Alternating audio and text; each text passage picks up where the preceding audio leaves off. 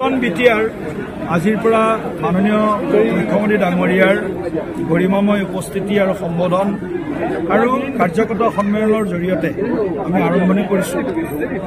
যেহেতু নিৰ্বাচনলৈ মাত্ৰ হাতত 2 মাহ সময়, গতিকে প্ৰতিটো বুথ শক্তিশালী কৰি ৰাইজৰ লগত এটা শক্তিশালী সম্পৰ্ক সম্বন্ধ জৰিয়তে আমি এই নিৰ্বাচনত ৰাইজৰ সেৱা কৰাৰ কাৰণে ৩৫ লক্ষ বিটিআৰবাসী বিভিন্ন জাতি জনগোষ্ঠী ভাষা ভাষী ধৰ্মাৱলম্বী লোকক যাতে আমি আস্থা আৰু বিশ্বাসত লৈ আমি আমাৰ যিটো বিজয়ৰ সংকল্প এই সংকল্পটোক যাতে সিদ্ধিলৈ ৰূপান্তৰ কৰিব পাৰোঁ, তাৰ কাৰণে আজি আমাৰ আৰম্ভণি হৈছে ওদালগুৰি জিলাত 10টা পৰিষদীয় সমষ্টি। গতিকে আমি মুখ্যমন্ত্ৰী ডাঙৰীয়াৰ আগমন সম্বোধন আমাৰ প্ৰতিগৰাকী কাৰ্যকৰ্তাক উৎসাহিত কৰিছে আৰু মিছন বিটিআৰ যে আমাৰ সপোন শান্তিপূৰ্ণ সুৰক্ষিত আৰু বিকশিত বিটিআৰ, এই সপোনক সাৰ্থক কৰিবৰ কাৰণে প্ৰতিজন কাৰ্যকৰ্তাই আজিৰে পৰা কান্ধত টঙালি বান্ধিছে আৰু লগে লগে আমি বিভিন্ন যি চৰকাৰী যিবিলাক জনকল্যাণমুখী আঁচনি আছে এই আঁচনিসমূহৰ লাভো যাতে ৰাইজৰ মাজলৈ লৈ যাব পাৰোঁ, তাৰ কাৰণেও কাৰ্যকৰ্তাসকলক তেখেতে আহ্বান জনাইছে। আৰু আমাৰ বিটিআৰৰ যি বিভিন্ন ৰাজনৈতিক দল আছে সেই দলবিলাকৰ বিৰুদ্ধে আমি নহয়, কাৰো বিৰুদ্ধে আমি নহয়, আমি ৰাইজৰ সেৱা কৰাৰ সমৰ্থন। গতিকে আমি সকলোৱে নিৰ্বাচনত প্ৰতিদ্বন্দ্বিতা কৰিম। আজিৰ দিনটোত আমাৰ সেয়া সংকল্প আৰু ইয়াৰ লগে লগে আমি বিটিআৰত যি শান্তিপূৰ্ণ বাতাবৰণ নিৰ্মাণ হৈছে সেই বাতাবৰণটো অনাগত 5 বছৰত যাতে আৰু অধিক শক্তিশালী কৰিব পাৰোঁ, স্থায়ী শান্তি আৰু বিকাশৰ গতিটোক যাতে আৰু দুৰন্ত কৰিব পাৰোঁ, তীব্ৰ কৰিব পাৰোঁ আৰু সমবিকাশ সমমৰ্যাদা সম অধিকাৰৰ যি আমাৰ লক্ষ্য সেই লক্ষ্যক কেনেকৈ আমি ৰূপান্তৰ কৰিব পাৰোঁ, তাৰ কাৰণে প্ৰতিগৰাকী কাৰ্যকৰ্তাক নিজৰ বুথ শক্তিশালী কৰিবৰ কাৰণে আমি আহ্বান জনাইছোঁ।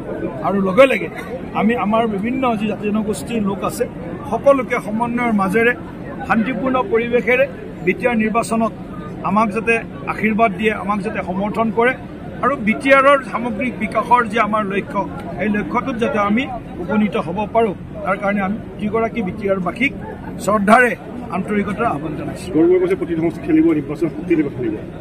আমিতো বিচাৰোঁ কংগ্ৰেছ দলে ইয়াত নিৰ্বাচন খেলক, কাৰণ কংগ্ৰেছ দলে কেতিয়াবা হাত দাঙি দিছিল আৰু হাত দাঙা কংগ্ৰেছে যদি হাতখন উঠাব বিচাৰে ইয়াতে তেওঁলোকে খেলিব পাৰে, খেলক। কিন্তু তেওঁলোকৰ যিটো ট্ৰেক ৰেকৰ্ড আছে বিগত বিভিন্ন নিৰ্বাচনৰ, সেই ট্ৰেক ৰেকৰ্ডত আৰু এটা নিৰ্বাচন তেওঁলোকৰ বিফলতাৰ আৰু ৰাইজে তেওঁলোকক নস্যাৎ কৰাৰ, তেওঁলোকৰ যি বিভিন্ন নিৰ্বাচনৰ ফলাফল আৰু এটা নিৰ্বাচন তাত মানে সংযুক্ত হ'ব। বিশেষকৈ আপুনি ৰাজ্যিক সভাপতি যদিও আপোনাৰ কিন্তু ইয়াত আপুনি সাংসদ হিচাপে আছে, আপোনাৰ 16টাকৈ সমষ্টি আপোনাৰ অধীনত আছে সাংসদৰ। গতিকে এই 16টা যি পাৰিষদীয় সমষ্টি আছে, এই পাৰিষদীয় সমষ্টিত কেইটা পাৰিষদীয় সমষ্টিত আপুনি নিৰ্বাচন মুখ্যমন্ত্ৰী ডাঙৰীয়াই কৈছে 16টা। আমাৰ কাৰ্যকৰ্তাসকলে কয় যদি 16টাতে খেলিব লাগে 16টাতে আমি খেলিম। কাৰ্যকৰ্তাসকলে কয় যদি আমি 15টাত খেলিলে হ'ব, এটাত খেলিব নালাগে, 15টাত আমি খেলিম। নিশ্চিতভাৱে এটা কথা ক'ব লাগিব, ইয়াত আচলতে আপোনাৰ সমষ্টিত এইবাৰ বিটিআৰ প্ৰধানগৰাকীও তেখেত আছে, আপুনিও তেখেতৰ কাৰণে প্ৰত্যাহ্বান হ'ব, তেখেতো আপোনাৰ কাৰণে প্ৰত্যাহ্বান নিশ্চয় হ'ব। গতিকে আমি চাওক, আপোনালোকে এইটোৱে গণ্ডগোল কৰে, সংবাদ মাধ্যমে সদায় কাজিয়া লগোৱাৰ ধান্দা কৰে, হৈছে নাই সদায়। গতিকে কাজিয়া লগোৱাৰ চেষ্টা নকৰিব। আমি মিত্ৰতাত আছোঁ। প্ৰমোদ বড়ো ডাঙৰীয়া এজন সম্ভাৱপূৰ্ণ যুৱ নেতা, তেওঁৰ লগত ব্যক্তিগত আমাৰ কোনো শত্ৰুতা নাই, বাট UPPL দলৰ লগতো আমাৰ কোনো শত্ৰুতা নাই। গতিকে আমি ৰাইজৰ ওচৰলৈ যাম, ৰাইজে যাক আশীৰ্বাদ দিব, ৰাইজে যাক আস্থা বিশ্বাসত ল'ব, সেইটোৱে হ'ব নিৰ্বাচনী ফলাফল। গতিকে ইয়াত কাৰো শত্ৰুতা কৰি, কাৰোবাৰ বিৰুদ্ধাচৰণ কৰি, কাৰোবাক গালি পাৰি নিৰ্বাচনত অৱতীৰ্ণ নহওঁ। সমন্বয়ৰ মাজেৰে ৰাইজৰ সেৱা কৰাৰ লক্ষ্যৰে আমি নিৰ্বাচনত অৱতীৰ্ণ হওঁ। এতিয়া তেওঁলোকৰ মাজত কিছুমান কম্পিটিশ্যন আছে, সেই কম্পিটিশ্যনবিলাকত আমি নাই। বিটিআৰ চিফ কোন হ'ব সেইটো কম্পিটিশ্যনত আমাৰ নাই, এই তেওঁলোকৰ মাজৰ ভিতৰৰ কম্পিটিশ্যন।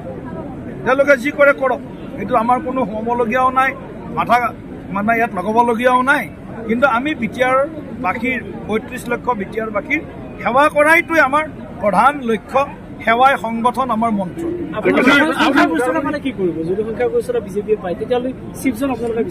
চাওক, যিবিলাক প্ৰশ্ন আপোনালোকে নিৰ্বাচনৰ ফলাফলৰ পিছদিনা কৰিব লাগে সেইবিলাক আজি 3 মাহ আগতে কৰি আছে।